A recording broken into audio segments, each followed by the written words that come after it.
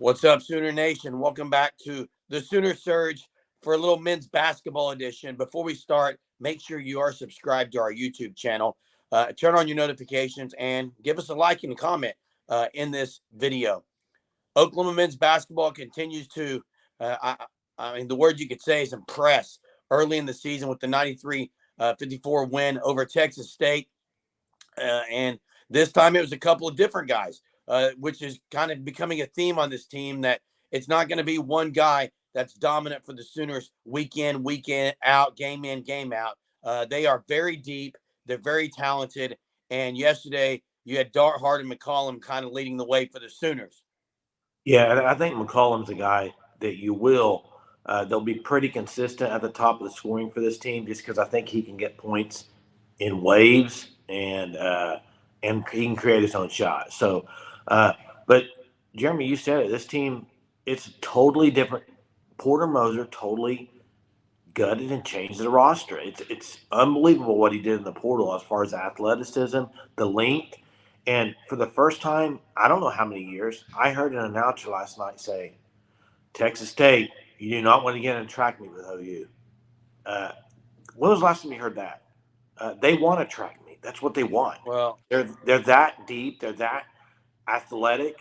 And they get the thing that's so impressive is I don't know how many points they got off turnovers. I think they were talking about last night. They have shirts that says DCO, defense creates offense, and that's what they did again last night. A lot of points off turnovers, a lot of steals, and then led to transition buckets. And man, they're so athletic. And the thing is, they bring Dart Hard, who had 14 off the bench. They bring him and Soares in off the bench, and those guys are long, athletic, very good defensively.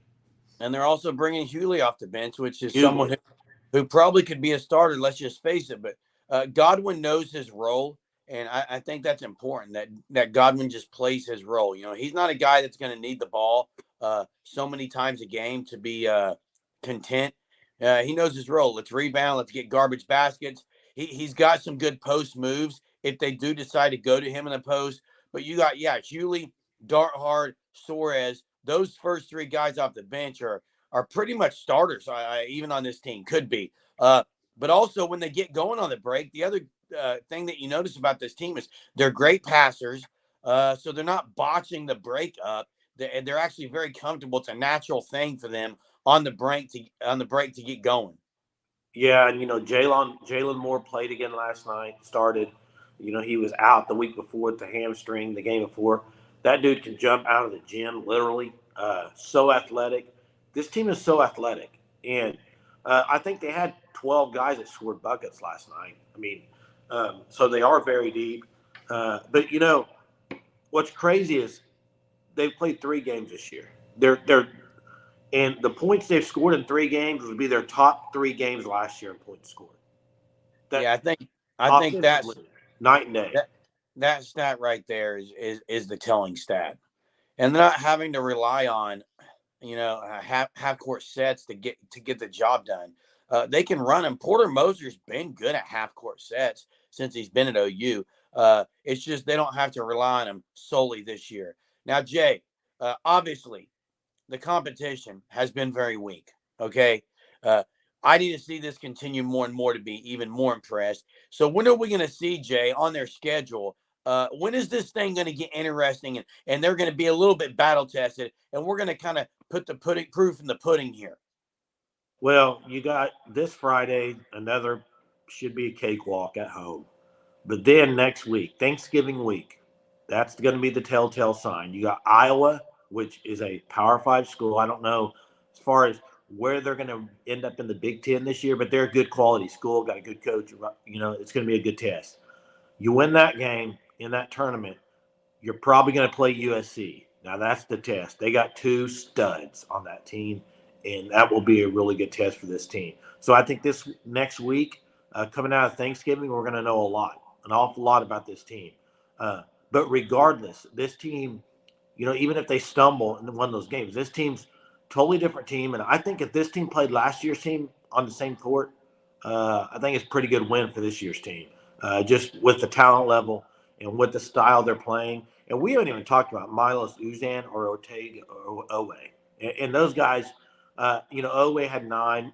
Uzan to me he's so unselfish with the ball. He had 5 assists last night, but he's not a guy that's claiming to get his shot all the time. He can get to the rack anytime he wanted, I think.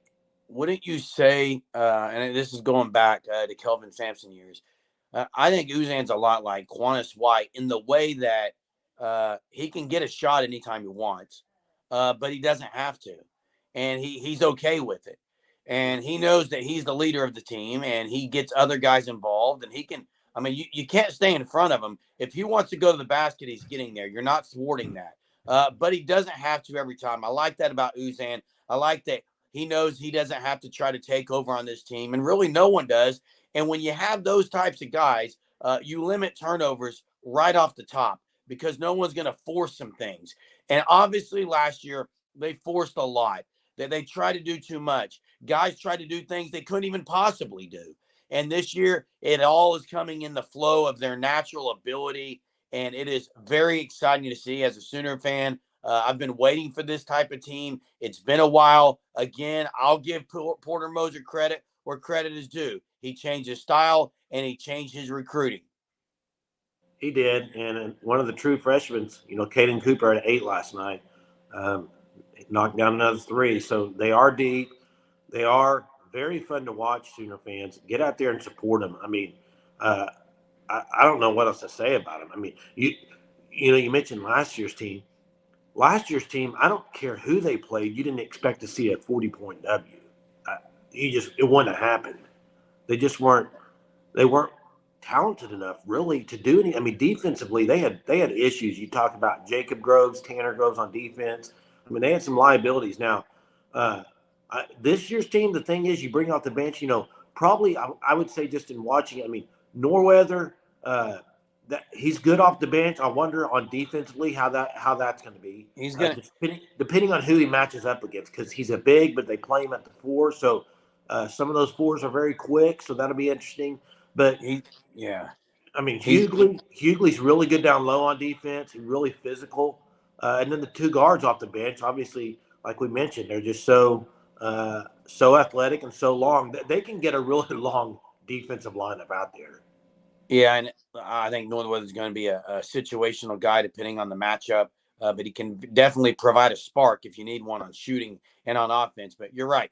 Get out to the LNC this Friday. Watch this team. It's a great, entertaining venue. Last night you had the $2 concessions. I mean, they're doing things for the fans, but you got to get out there and watch them, okay? So do it Friday, and then things get interesting. Feast week, as they call it. I love Feast Week. It's one of my favorite weeks of the year because you got a lot of food and you got a lot of basketball as well as football. So that'll be next week. But appreciate you joining us today. Till next time, Boomer. Sooner.